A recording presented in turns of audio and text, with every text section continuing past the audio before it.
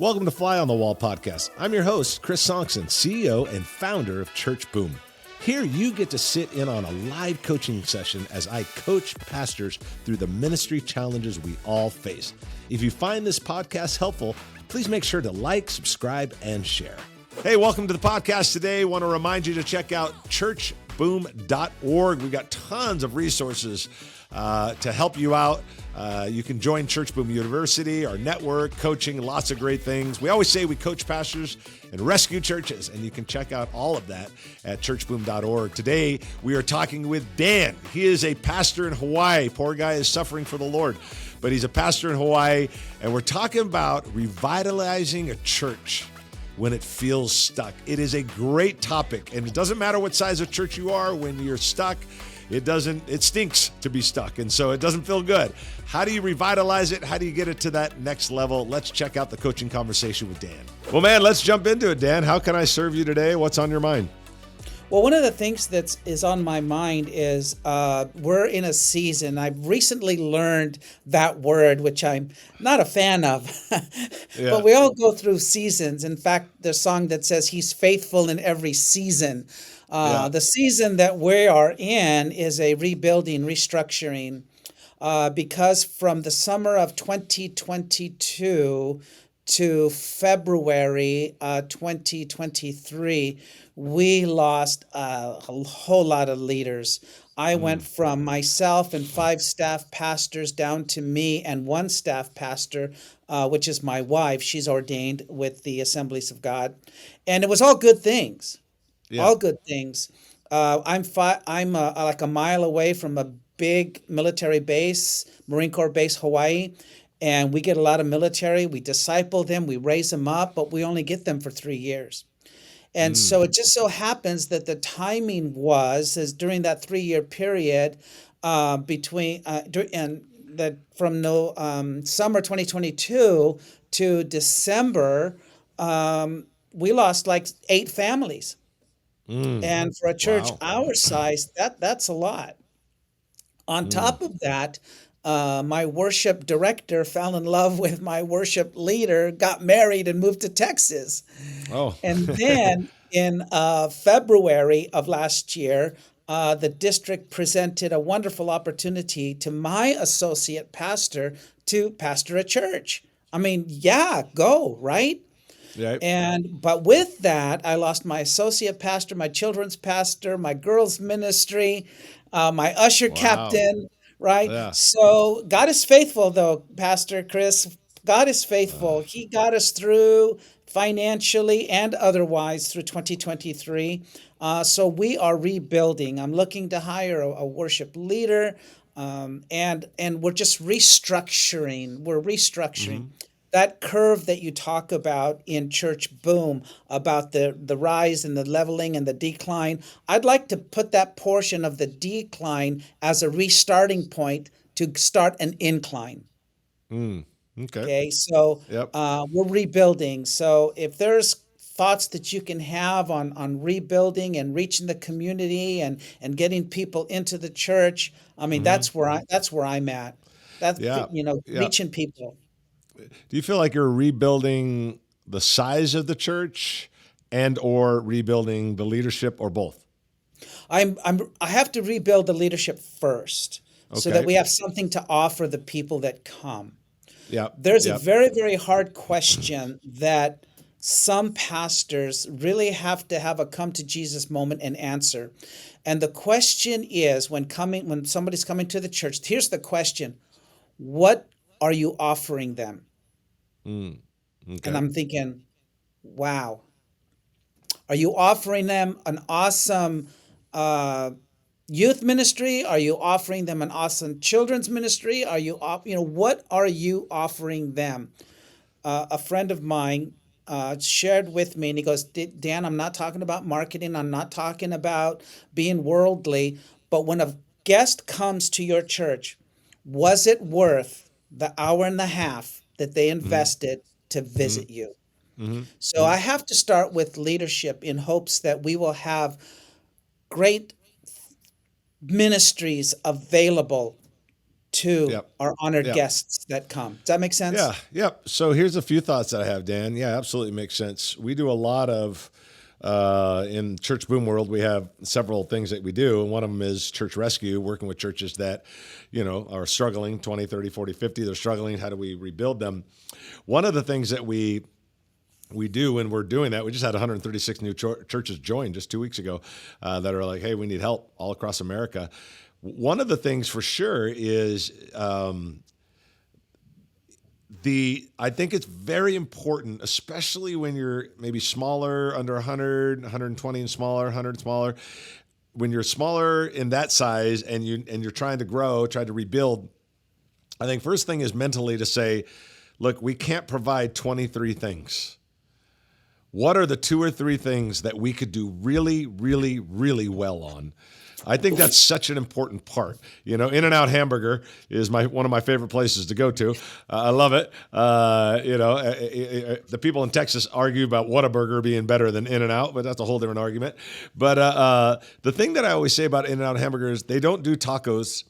They don't do a teriyaki bowl. You go to Jack in the Box, man, you can get a teriyaki bowl, a taco, you can get a bowl of cereal, you can get Jell-O. Like there's all sorts of stuff at this restaurant. But In-N-Out is like, we pretty much do hamburgers or cheeseburgers. That's pretty much all we do, but we do it better than almost anybody else.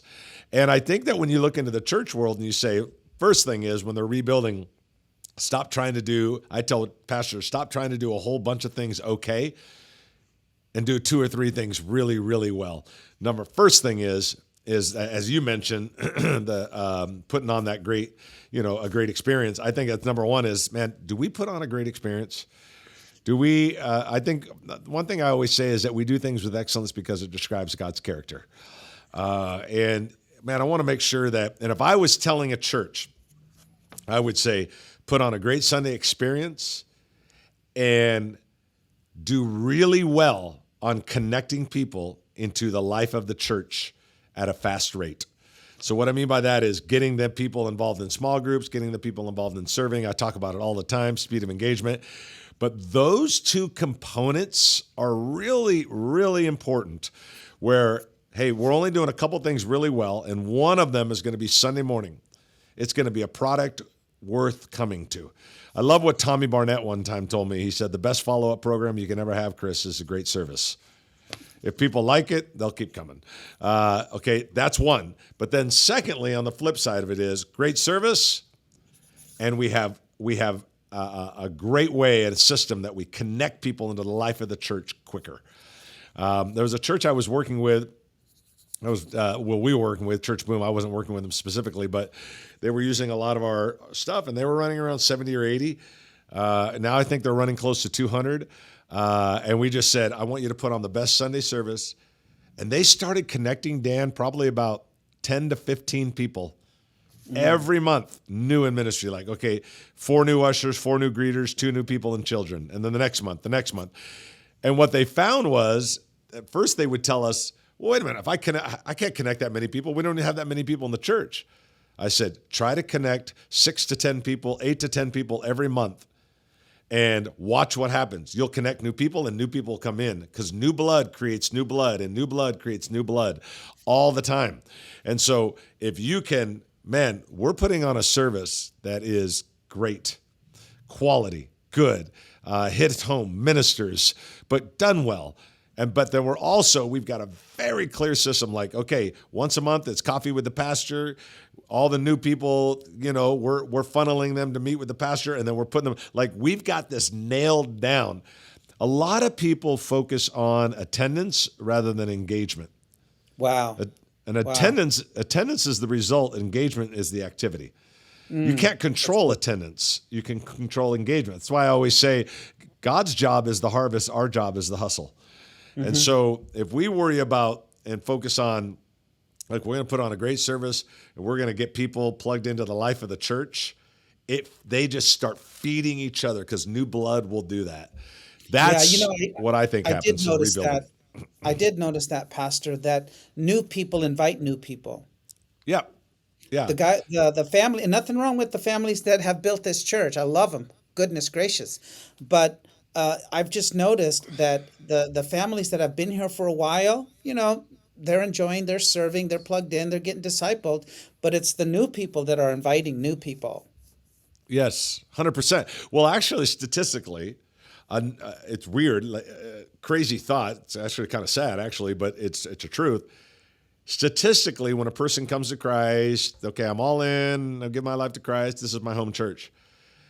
There's about a 9-month window in which they are more likely to bring someone. After that 9-month window, their friends start to change, and unfortunately, that invite starts to stop. Sure. It stopped. So, but think about that. Okay, we get a bunch of new people over 3 or 4 months, and then those new people, if the new blood creates new blood, creates new blood, that's what you're looking for. You're looking for this momentum of, man, we put on a great service, and we get people connected into the life of the church. And the more we do that, this snowball starts growing because the time frame is very small. And the longer a church stays at a certain number, the more likely they are to stay there. Yeah. Because the cement is turning into concrete. So Yeah. I tell churches all the time, you got to break up that cement and break up that cycle. The nice thing about a church of 50 or 60, you don't need 500 to create a sense of momentum and energy. You get 20 people and you got Sure. that 70 will instantly go to 100 as long as you're putting on a great service and you're saying every month you got a goal. Every month we get 8 new people involved in ministry or whatever it is. It just feeds each other. It's this cycle of feeding each other. And I'm telling you, we just got a report yesterday. Another church we just started coaching 7-8 months ago. They were 35 people about to close 10 months ago. Actually, I think it was 10 months ago. 35 people about maybe going to close, not sure. They didn't really have the money. And last 2 weeks, they were 180 and 185. Yeah. And how And does that happen, Chris? How does that happen? because one thing for them is they've cleared so much off of the plate. Like, look, they've realized a couple things. They've realized the great service. They've realized the engagement, and they're focused in these areas. The other thing is because you said it. Hey, I love these people, but they're not going to invite. So we tell them, hey, when you get that 35, how many people of that 35 or 40 left in your church, how many people are really, really, really with you? Not they pray for you, not they love you, not they give. Sure. But they'll invite, they'll do whatever. He goes, maybe 10. Okay, meet with them separately and let them know if we're going to break the concrete in this church, it's going to be through you guys. I need your help. Right. And that little bit of blood, all of a sudden it's a few new people, and then we get them engaged. And those few new people bring some family members, and they get them engaged. Now all of a sudden it's 55, 75, 85. New blood, Dan, creates new blood. And you got to get new blood coming, get them engaged, and then the new blood will produce new blood. And once new blood starts coming, there's a tipping point in a church of 50, let's say. And you say, I got 10 people really with me. They're high energy. The other 40, they give, they love the Lord, but they're not going to invite anybody. Let's just be realistic. But all of a sudden, when this starts happening and the new ones start outgrowing the old ones, that's the tipping point, and then it just takes off. There's this inertia that comes in where all of a sudden it's like, we got it over, and then, man, it just starts cranking after that. But there's a fight to get there. It's not easy to get there, but you got to fight No, for I, it. I I agree. And you know what? One of the things I just want to put this out there, I am encouraged. Okay, I am encouraged. I believe that we are at that point where God is going to turn this around. I've seen a little bit of evidence of that.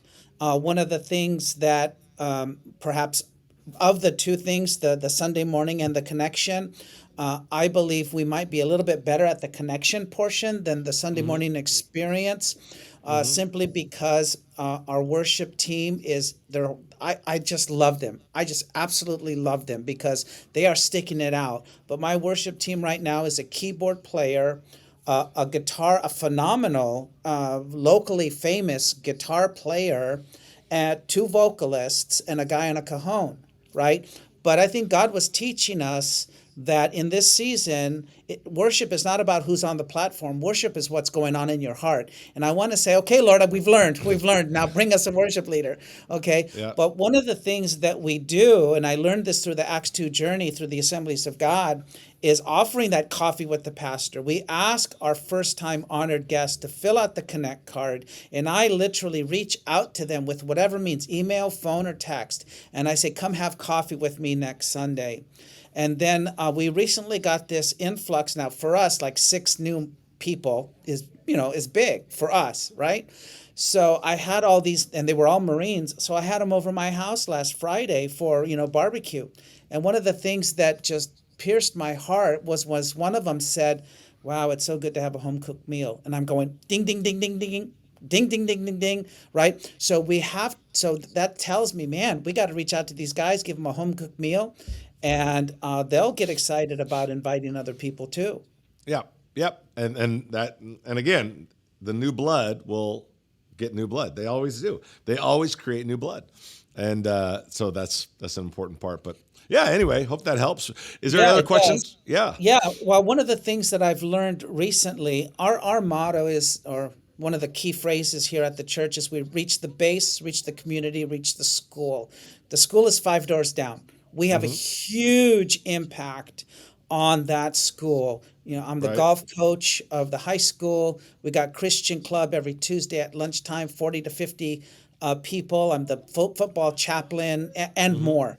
So we're reaching the school, we're reaching the base, and we have footprint there, and in the community we open up our campus to what we call here, which you don't have in California, praise hula. Okay. I doubt that you have praise hula in the mainland, but we Yeah. have that. We have mothers of preschoolers. And here's what I've learned. I was past tense, so disappointed. And I was telling a friend, I says, man, you know what? We have mothers of preschoolers, we have praise hula, we have creative arts, we have these things happening on campus, and none of them come to our church. And he goes, Pastor, let me tell you something. My son and I love to play basketball Monday nights at the Lutheran church. We go to so and so Assembly of God, but we love going to the Lutheran church for basketball on Monday nights with the men. He goes, do you think I care what they do on a Sunday? No, I'm there for basketball.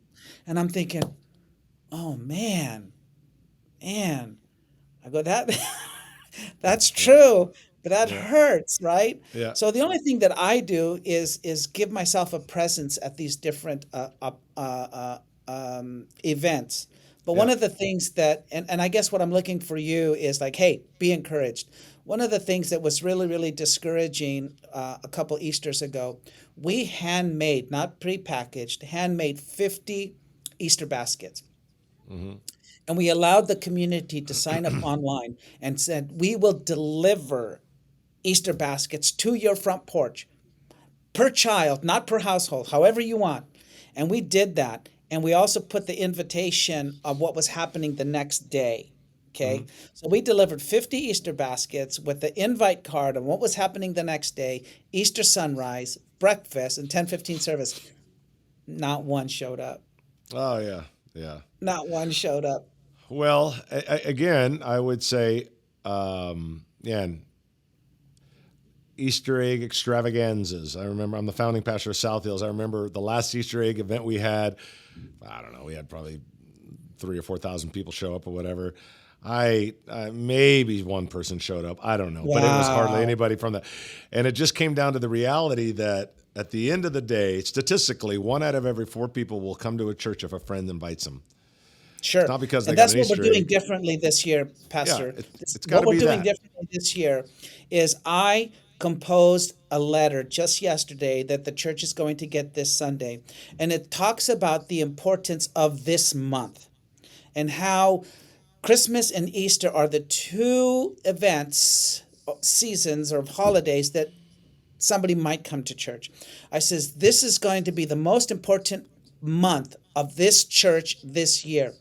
And so I'm commissioning our congregation, each one is going to get a letter, and Hmm. each one is going to get, this is just an example of a touch card, but each person is going to get a personal invitation touch card. They're going to get a letter and they're going to get 5 cards.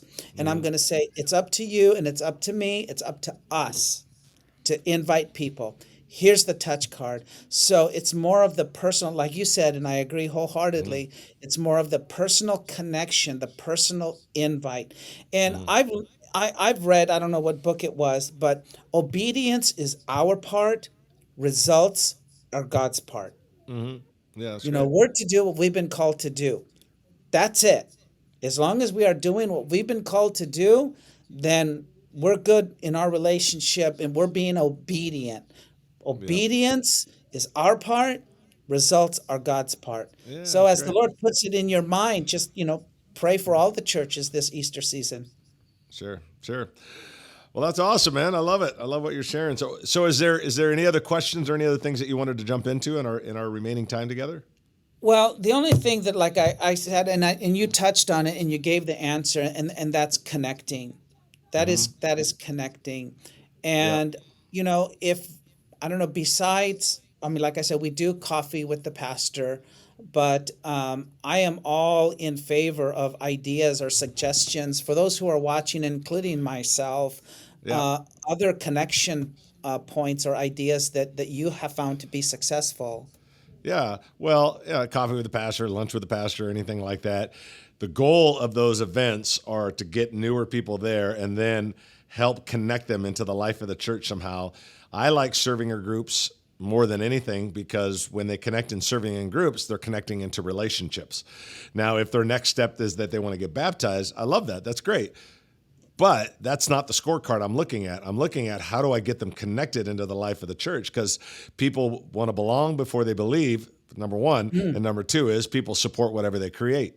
So if they gotcha. feel like they're involved in something, they feel like they're creating it, and they're more likely to support it. I would just look at the 3 areas. I would look at, have we created an invite culture? Are we putting on a great experience? And are we getting connecting them into the life of the church? Those three Sure, things you got to keep looking at. sure. Again, I've worked with churches as high as 10, 12, 14,000 people. They add 400 people to church. No one notices the difference. Mm, But when you're a church of 40, 50, 60, you only need 20 or 30. And then all of a sudden people think revival's taking place and the new blood right, starts creating new blood. That's right. that thing. The other thing is, don't forget what we talked about earlier is like, who could I pull out of that group? Let's call it 50. Who could I group out of that pool of 50? Maybe there's 7 or 8. Who could I meet with separately and just say, guys, we got to start getting some momentum going? So there are a couple of things. I did this with a church recently. They probably run 120. He's pulled out about 25 people out of the church, and he's met with them once a month. I think it was at his house or at the church or something. And I said, do a couple things. Number one, let them know that, man, we've got to get new blood in here, and it's going to be you guys. You're the newer Hmm. one. You're the ones that are, whatever you want to say to them. Secondly is, man, I'd even love you. Now, this is his situation. I'd even love somebody to sit closer to the front because I want you to set the environment of the church. Hands lifted, amen, pastor, clapping, energy. You guys need to set the energy of the church and the growth of the church. So, That's and good.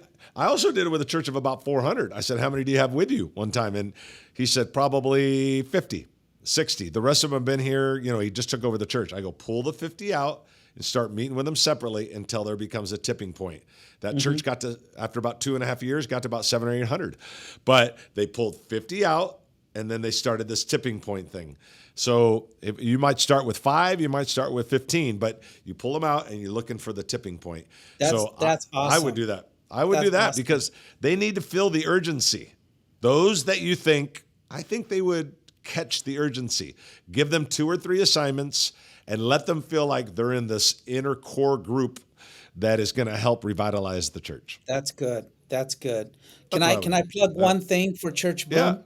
You do whatever you want.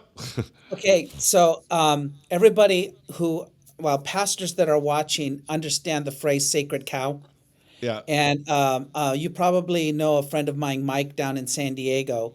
Yeah, yeah, you guys Yeah. did. presentations together. Anyway, he asked me one time, because he likes to come out here and golf and surf, and he goes, Dan, is Sunday night still your sacred cow? And I'm going, yeah, it Yeah. is. Fast forward a couple of years, I go through Church Boom, and there's a chapter in Church Boom that says, what are we doing right? What are we doing wrong? And what are we doing that's confusing? Yeah. And I sent that to my leadership. The two things, the attendance on Sunday night answered those questions. There's very, very little attendance on Sunday night. So that was saying we're doing something wrong. We're doing something that's confusing. So the attendance spoke. My leadership in those questions was addressing Sunday night. Why are we doing Sunday night if it's so little? So that portion brought to the attention that Sunday night needed to be addressed. I took it to the church board and I said, look, here's my thought. Let's go to life groups on Sunday night. And they were all, I was concerned that they weren't, oh no, we can't stop Sunday nights. Right. And they supported it. And here's what has happened. Our Sunday nights life group is bigger than our regular Sunday night attendance. Sure. Absolutely. Our life groups are drawing more people than Sunday night. So whatever pastors are watching, don't be afraid to ask the hard questions to their church leadership. That's what I would say. Yeah, that's good. I do think that I think great leaders are not afraid to ask the tough questions or have the tough conversations. And some people are. But if you're not afraid to ask the tough questions and not afraid to have the tough conversations, sometimes you're one decision or one conversation away from a breakthrough. True that. So, well, man, hey, Dan, man, it's great having you on today. Thank you so much. I really appreciate it. If you ever come our way, give us a call. Oh, are you kidding me? Absolutely. I have this question for you, though, Pastor Chris. Yeah. Do you believe in free speech? Do you believe in free speech? I do. Why are we asking this? Then you can come over and give us one. I knew this was going somewhere. I love you, Pastor. Hey, thanks, buddy. Appreciate it, man. There we go. Aloha. Thanks, buddy. Thank you for tuning in to the Fly on the Wall podcast. We hope today's episode provided you with some practical steps to lead your church to the next level.